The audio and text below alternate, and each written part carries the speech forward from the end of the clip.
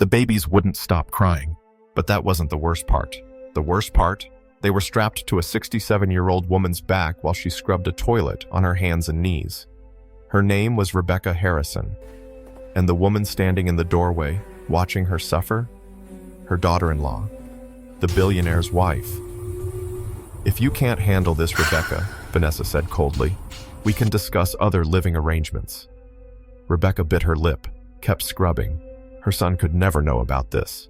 But at that exact moment, Tyler Harrison was walking through his penthouse door 2 hours earlier than usual, and what he was about to see would destroy everything he thought he knew about his perfect marriage.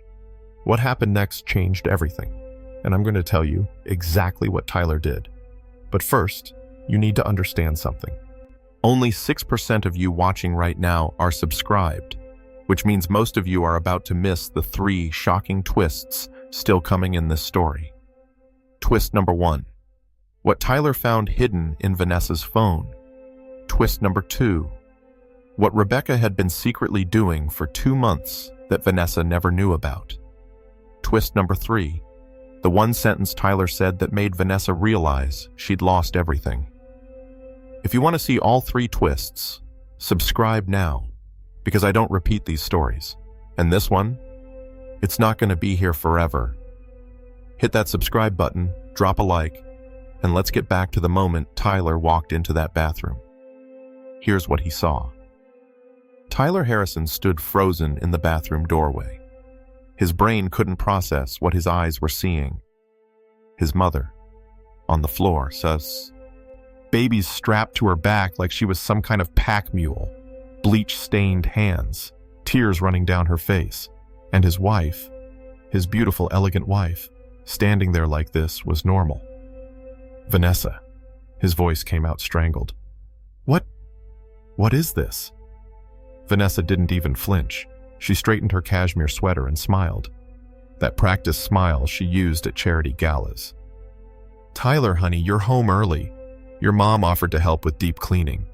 You know how she is. Always wants to feel useful." But Tyler's eyes weren't on Vanessa anymore. They were locked on his mother's face, on the way she wouldn't look at him, on the tremor in her shoulders, on the purple bruise peeking out from under her sleeve. How long had that been there? "Mom," his voice cracked. Did you want to do this?" Rebecca opened her mouth, but no sound came out, just a thin, desperate breath. Because she knew, if she told the truth right now, his marriage would explode. His perfect life would shatter, and it would be her fault. So she did what she'd always done. She protected him. "I'm fine, sweetheart," she whispered. "I just like staying busy."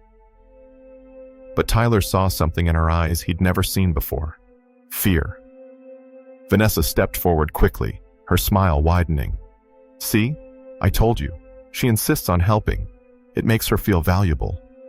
But something in her tone, something sharp underneath the sweetness, made Tyler's stomach turn. He looked at his mother again. Really looked this time. Her legs were swollen, her hands were red and cracked. There were dark circles under her eyes so deep they looked painted on. And suddenly, a memory hit him like a freight train.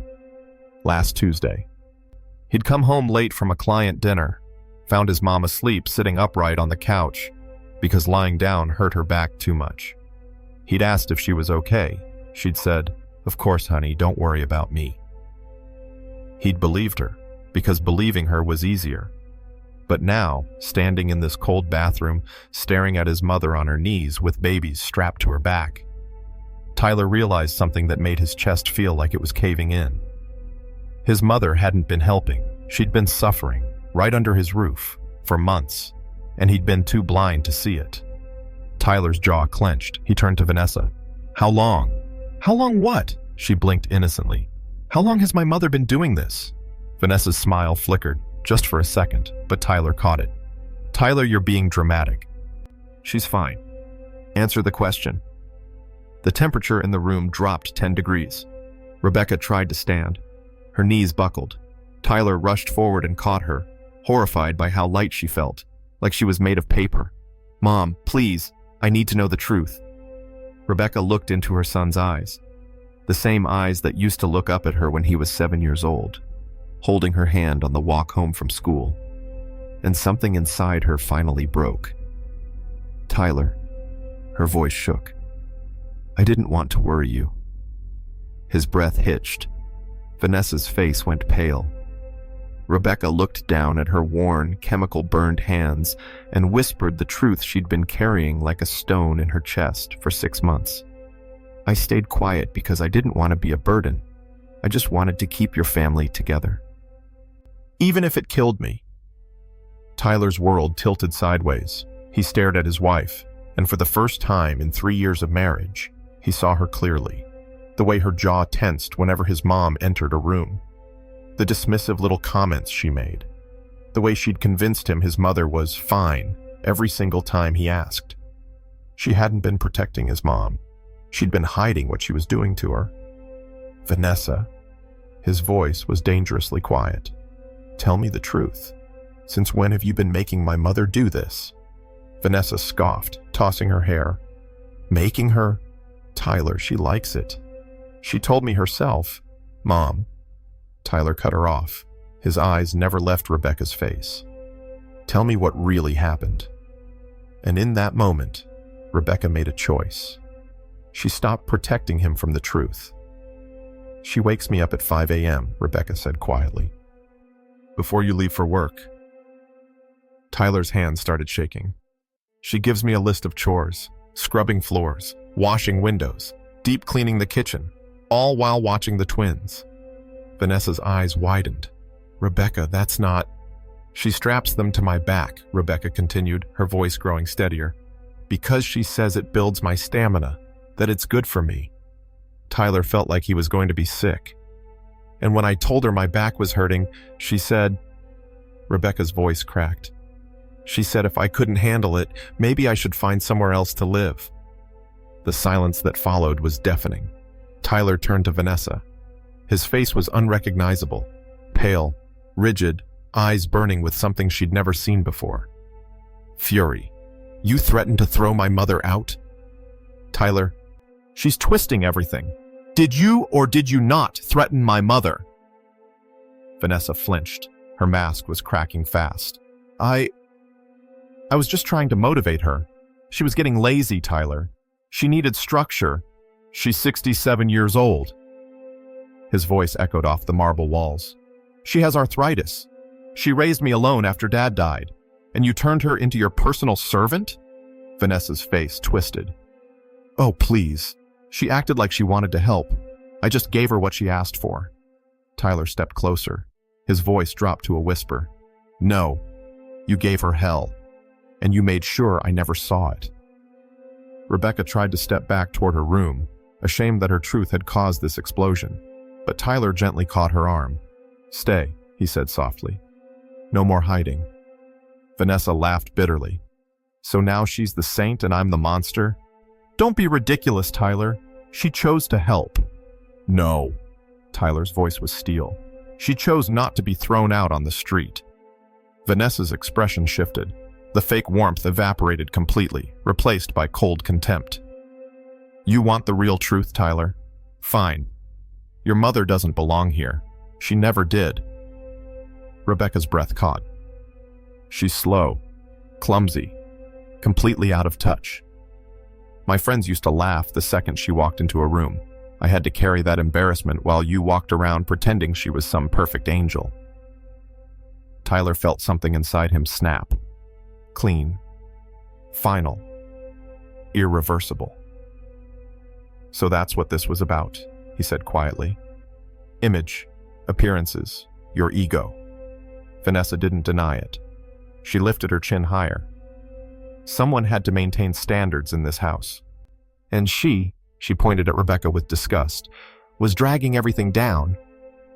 For a moment, the only sound was Rebecca's quiet, shaking breath. Tyler looked at his mother, not with pity, but with heartbreak. Because he finally understood. His mother had endured months of cruelty and dehumanization, not because she was weak, but because she loved him too much to ruin his happiness. Tyler turned back to Vanessa. His voice was calm, almost eerily calm. "You didn't just mistreat her," he said. "You broke her, and you expected me to never notice." Vanessa's face paled. "And now," Tyler continued, "you're going to face exactly what you deserve." 3 sharp knocks echoed from the front door. Vanessa froze. Who is that?" Tyler didn't answer. He walked to the door and opened it. 2 men stood there, one in a dark suit holding a folder, the other in a police uniform. "Tyler Harrison?" "Yes." "I'm attorney Marcus Chen. This is Officer Davis. We're here regarding a formal complaint." Vanessa's voice went shrill. "Complaint? About what?" The officer met her eyes without flinching. "Elder abuse, exploitation, psychological coercion." Vanessa stumbled backward, shaking her head violently. No, this is insane. She's lying. That old woman is lying." Tyler stepped between her and Rebecca. "Enough." The attorney opened the folder. "We have video evidence, Mrs. Harrison." Vanessa's face went white as a sheet. Rebecca covered her mouth, overwhelmed, not by fear, but by the sudden, unbelievable realization that justice was finally stepping through the door. "Tyler, please," Vanessa begged, reaching for him. "I'm your wife. I'm the mother of your children. You can't do this to me." Tyler pulled his arm back gently but firmly. "You did this to yourself." The officers approached. Vanessa backed against the wall. "This is insane. Everything I did for this family. I kept this house together. I kept up appearances while she—" "You kept everything beautiful on the outside," Tyler interrupted, his voice almost mournful. "But inside, you planted rot. And I let it grow because I was too blind to look." The attorney gestured. "Mrs. Harrison, please come with us." Vanessa shook her head wildly as the officers took her arms. "Tyler, you'll regret this. You need me. You think you can raise those babies without—" Tyler finally looked her in the eyes. Really looked. "I don't need someone who destroys the people I love." The door closed behind her with a hard, final slam. For a long moment, the penthouse was completely silent. Then Tyler turned to his mother. She was trembling, but her eyes held something he hadn't seen in months: relief. The days that followed moved slowly, gently. The penthouse, once cold and tense, filled with warmth. Rebecca walked through the living room without fear. Tyler canceled meetings to sit with her at breakfast. He watched her pour coffee with hands that had once carried his entire childhood. And he felt something he hadn't felt in years. Gratitude. Real, aching gratitude. As the twins giggled in their crib, Rebecca hummed an old lullaby Tyler hadn't heard since he was small. He took her hand. "I see you now, Mom." Rebecca smiled softly, tears in her eyes. "That's all I ever wanted, sweetheart." Sometimes the people who love us most suffer in silence, not because they're weak, but because they're too strong, too loving, too afraid of destroying our happiness. And the tragedy is this: love without attention becomes invisible, and invisibility becomes pain. So look closer, listen deeper, ask the questions you've been avoiding. Because the ones who never complain, they're often the ones who need us most. If you were in Rebecca's place, would you have stayed silent or spoken up? And if you were Tyler, would you have seen the truth in time? Tell me in the comments below. I read every single one. And if this story touched your heart even a little, hit that subscribe button, smash the like, and share this with someone who needs to hear it today. Sometimes one story is all it takes to wake someone up before it's too late.